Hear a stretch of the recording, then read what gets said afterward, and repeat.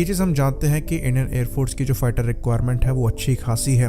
तो अगर आपको 42 स्क्वाड्रन को रीच करना है तो उसके लिए भी आपको 300 एयरक्राफ्ट चाहिए और ये एडिशनल एयरक्राफ्ट होंगे, बाकी रिप्लेसमेंट को हम यहाँ काउंट नहीं कर रहे हैं। तो अगर हम यहाँ पर रिप्लेसमेंट को कंसिडर कर लें तो रिक्वायरमेंट हमारी उतने ही और एयरक्राफ्ट की हो जाती है, तो ये नंबर 500 के ऊपर चले जाते हैं। तो ये चीज़ हम अच्छे से जानते हैं कि Indian air force 5th generation fighter aircraft के लिए पूरी तरीके से AMCA प्रोग्राम पर डिपेंडेंट है।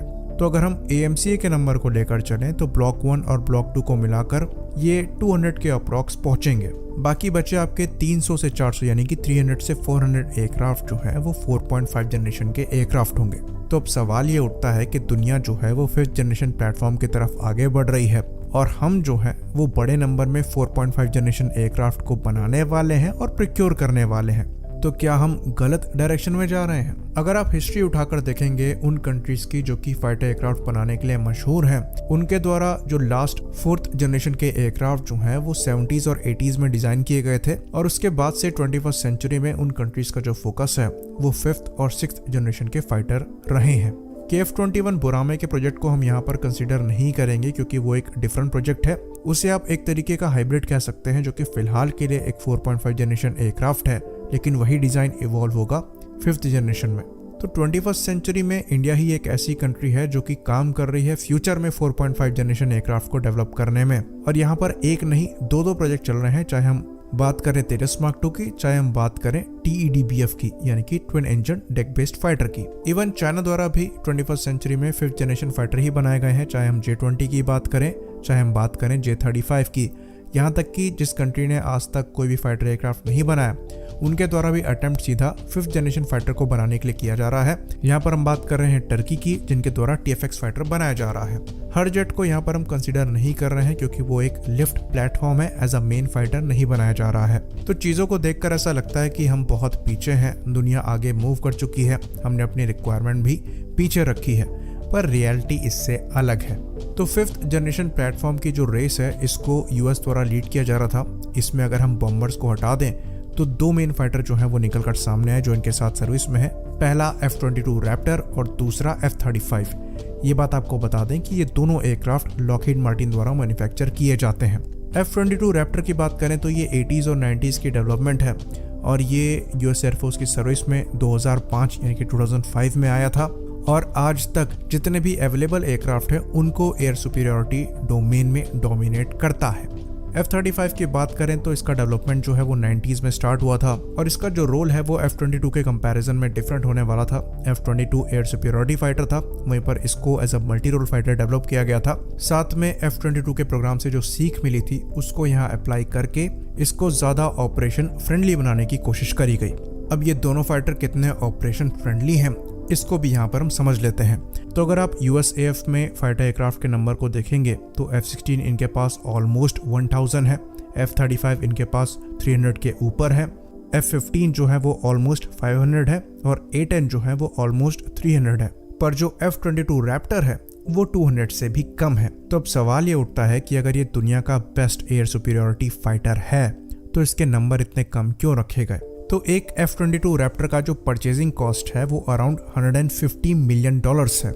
इतने प्राइस में आपको 3 LCA तेजस मार्क 1A मिल जाएंगे और आप अच्छा खासा पैसा बचा भी लेंगे। और यहाँ पर हम यूनिट प्राइस की बात कर रहे हैं, वेपन्स और सपोर्ट को इंक्लूड नहीं किया गया है। तो $150 मिलियन भी बहुत ज़्यादा पैसा नहीं है ऐसी कैपेबिलिटी के लिए, लेकिन जो बहुत ज़्यादा है वो इसका ऑपरेटिंग कॉस्ट है।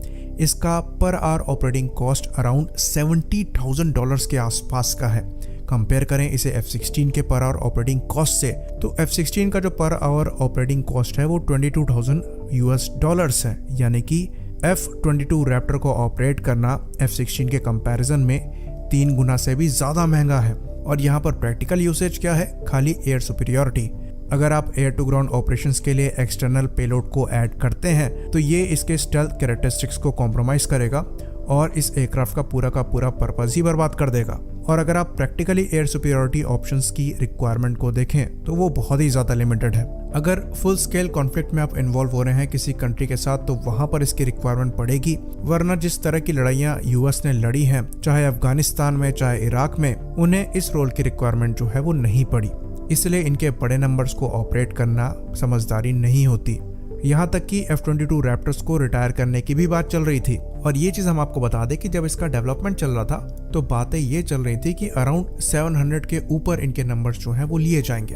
तो F-22 रैप्टर अपने डोमेन में एक बहुत बड़ी सक्सेस है, बट एज अ प्रोग्राम आप इसे फेलियर कह सकते हैं, क्योंकि जब से इसका सर्विस इंडक्शन हुआ है यूएस एयरफोर्स के लिए ये बहुत काम का एयरक्राफ्ट निकलकर सामने नहीं आया है, उल्टा महंगा और पड़ गया है। चलिए अब यहाँ से आगे बढ़ते हैं और बात करते हैं इसके कजन की यानी कि F-35 की। तो F-22 प्रोग्राम से कई लेसन्स जो हैं वो सीखे गए और उसके बाद F-35 को बनाया गया और इसे as a multi role fighter बनाया गया। और शुरुआत में ऐसा प्लान किया गया कि एक सिंगल प्लेटफॉर्म जो है वो एयरफोर्स, नेवी और मरीन कोर के रिक्वायरमेंट को पूरा करेगा, साथ में मल्टी रोल फाइटर होगा। तो मास में प्रोड्यूस होने की वजह से कॉस्ट को कम रखते हुए ये 5th जनरेशन की कैपेबिलिटी देगा जो कि एक्चुअली प्रैक्टिकली यूज करने लायक होगी। तो ये आइडिया तो काफी अच्छा था, पर प्रैक्टिकली ये एग्जीक्यूट नहीं हो पाया। ना इस प्लेटफॉर्म से एयरफोर्स बहुत ज्यादा खुश हुई, ना ही नेवी। शुरुआत में एयरफोर्स का प्लान था कि जो F-16 हैं वो इन्हीं एयरक्राफ्ट से रिप्लेस होंगे, लेकिन अब एयरफोर्स ये करने को तैयार नहीं है। इसके पीछे रीजन ये है कि एयरक्राफ्ट का कॉस्ट तो कम है, जो कि अराउंड $80 मिलियन पर पीस के आसपास का आ गया है, जो इसे एक्चुअली कई 4.5 जनरेशन एयरक्राफ्ट से सस्ता बनाता है, पर जो ऑपरेटिंग कॉस्ट है वो कम नहीं कर पाए हैं। तो इसका जो पर आवर ऑपरेटिंग कॉस्ट है वो अराउंड $36,000 पर एयरक्राफ्ट पड़ता है। कंपेयर करें इसे F-16 के ऑपरेटिंग कॉस्ट से, तो F-16 का जो ऑपरेटिंग कॉस्ट है वो अराउंड $22,000 पर आवर का है, वहीं पर जो F-15 ईगल का ऑपरेटिंग कॉस्ट है वो अराउंड $27,000 पर आवर का है। तो अगर आप इसके ऑपरेटिंग कॉस्ट को F-22 रैप्टर से कंपेयर करेंगे तो ये आधा है, लेकिन अगर आप इसे कंपेयर करेंगे दूसरे 4 और 4.5 जनरेशन एयरक्राफ्ट से तो ये काफ़ी ज़्यादा पड़ जाता है। तो अगर यूएस एयरफोर्स अपने 1000 के अराउंड F-16 F-35 से रिप्लेस करती है तो ओवरऑल जो ऑपरेटिंग कॉस्ट उन प्लेटफॉर्म का होगा वो बहुत ही ज़्यादा हो जाएगा, और ये यूएस एयरफोर्स अफोर्ड नहीं कर सकती, और ये चीज़ उन्होंने क्लियरली मेंशन करी है। यहाँ तक कि जो यूएस नेवी है वो भी इनके ऑपरेटिंग कॉस्ट से और मेंटेनेंस से खुश नहीं है, इसलिए उन्होंने भी अपनी रिक्वायरमेंट को काफ़ी कम कर दिया है। तो क्या ये एयरक्राफ्ट फेलियर है? बिल्कुल नहीं। क्या ये अपने पर्पस में फेल हुआ? हाँ, जिस पर्पस के लिए इस एयरक्राफ्ट को बनाया गया था वहाँ पर ये फेल हो रहा है। तो यूएस एयरफोर्स को F-22 और F-35 के प्रोग्राम से बड़ी सीख मिली है, और वो ये है कि वो इन 5th जनरेशन के फाइटर से रोजमर्रा के जो ऑपरेशंस हैं उनको परफॉर्म नहीं कर सकते। ये एयरक्राफ्ट स्पेशलाइज्ड रोल में दुनिया के सबसे बेहतरीन फाइटर है, पर इनसे जो रेगुलर ऑपरेशंस हैं वो अफोर्डेबल नहीं है, और इसलिए अब यूएस एयरफोर्स का फोकस जो है वो एक ऐसे 4.5 जनरेशन एयरक्राफ्ट पर है जिसका ऑपरेटिंग कॉस्ट कम हो, पर यूनिट प्राइस कम हो, फ्यूचर अपग्रेड का पोटेंशियल हो, साथ में 5th जनरेशन फीचर्स हो, पर 5th जनरेशन फाइटर ना हो। तो क्या यूएस एयरफोर्स F-16 के एडवांस 4.5 जनरेशन एयरक्राफ्ट को कंसीडर करेगी? तो लिमिटेड नंबर वो एडवांस F-16 के ले सकते हैं, पर उन्हें F-16 एयरक्राफ्ट जो हैं वो दूसरे एयरक्राफ्ट से रिप्लेस करने हैं। इसके पीछे रीजन ये है कि जब इन 4th जनरेशन प्लेटफॉर्म को बनाया गया था तो तब ये नहीं सोचा गया था कि फ्यूचर में जो एवियोनिक्स अपग्रेड हैं वो इतने जल्दी आएंगे।